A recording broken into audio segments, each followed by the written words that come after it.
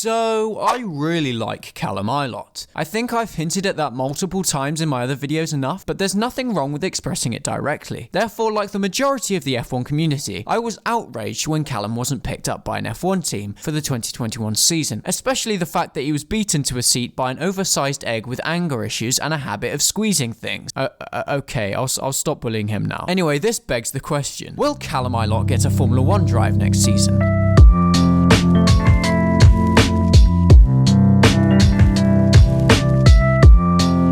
Callum Ilott was born on the 11th of November 1998 in Cambridge, England. Ilott made his karting debut in 2008, however he began to impress in 2011. He had very competitive results in multiple karting series, winning the Formula Kart Stars and finishing third in the German Junior Karting Championship. In 2012, at the age of 13, Callum put himself on the radar, winning the WSK Masters Series and the WSK Final Cup, and finishing runner-up in the WSK Euro Series. He was selected as the youngest ever WSK Driver of the Year. I'm aware this sounds confusing, but the bottom line is, he was very good. Callum Ilott made his single-seater debut in the Toyota Racing Series with E-Tech Motorsport. He ran a Red Bull helmet due to being unofficially signed into the Red Bull Driver Academy, which would later be revoked. He came 4th in the 7th race, and in Taupo he was the quickest in the practice sessions. He finished 16th in the championship, being really quick in qualifying and practices, but struggling with race pace. However, it was to be expected, considering the fact that it was his single-seater debut. This brings us to 2015, where Callum made his Formula 3 debut in the European Formula 3 Championship. He didn't set the world alight, however, he picked up P12 in his debut season, behind more experienced drivers such as Leclerc, Stroll, Russell and Albon. He would pick up 10 points finishes with the best result of P4 at Spa, but importantly,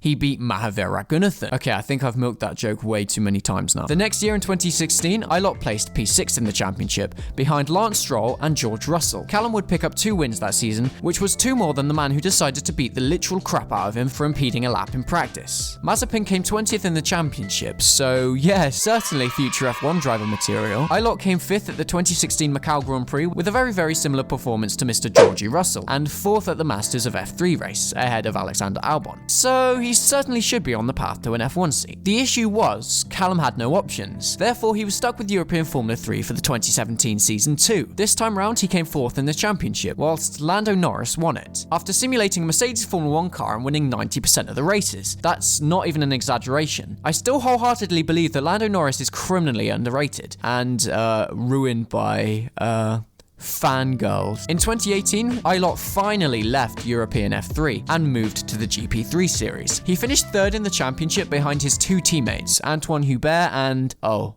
no.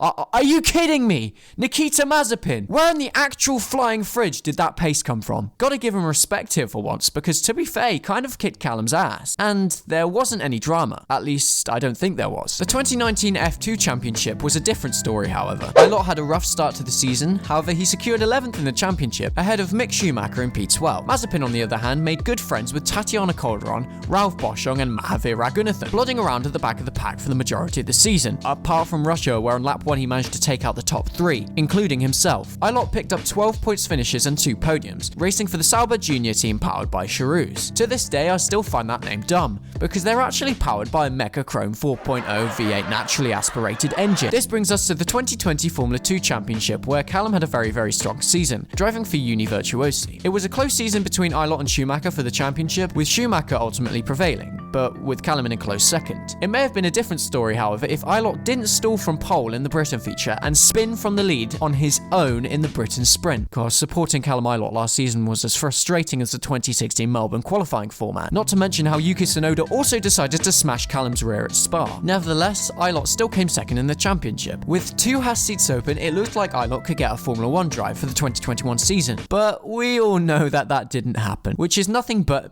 well, blasphemy of the highest order. Ilott has tested a few Formula 1 cars, including the 2019 Alfa Romeo in the mid-season test at Barcelona, so he probably thought he was back in F3 in all honesty. He's also driven the 2018 spec Ferrari car, which was actually a decent car. This brings us to 2021, where Callum Ilott has been signed as Ferrari's official reserve driver, or one of them at least. I'm pretty sure that 90% of Ferrari staff are reserve drivers at this point. However, with COVID-19 existing, we may have some cases where drivers cannot drive, so we may see Ilott race at least once next season. However, having a year off from from racing could have an impact on his career, so let's hope the Ferrari actually keep him busy. So what are his options for the 2022 season? Either Mazepin does something catastrophic and a Haas seat is left open, or Alfa Romeo consider him. Obviously the latter is more likely. Sorry, I mean the former. I'm not sure if Kimi will ever retire at this rate, so we can't assume that he'll be gone. However, we could see Ilott contest Giovinazzi for the seat. However, if Théo Pourchaire performs in F2 next season, it could be him we see move up due to the fact that he's a Sauber junior. And to be honest, I really would not complain. As mentioned in my Giovinazzi video, he's only really getting started in Formula 1. Yes, his performances haven't been incredible by any means, however he hasn't really had an opportunity to prove his worth. We don't want another case of Stoffel Van Dorn syndrome. So what are my personal thoughts? I really would like to see Callum Ilott in an Alfa Romeo seat next season. Whether it's Kimi or Giovinazzi that loses a seat, I really believe that Ilott would be a good call. I've been trying to think of things that people dislike about him, however I honestly couldn't think of any. Furthermore, if this all goes to plan, we could see Ilott occupy a Ferrari seat in the future. Obviously there's Charles Leclerc and Mick Schumacher to consider,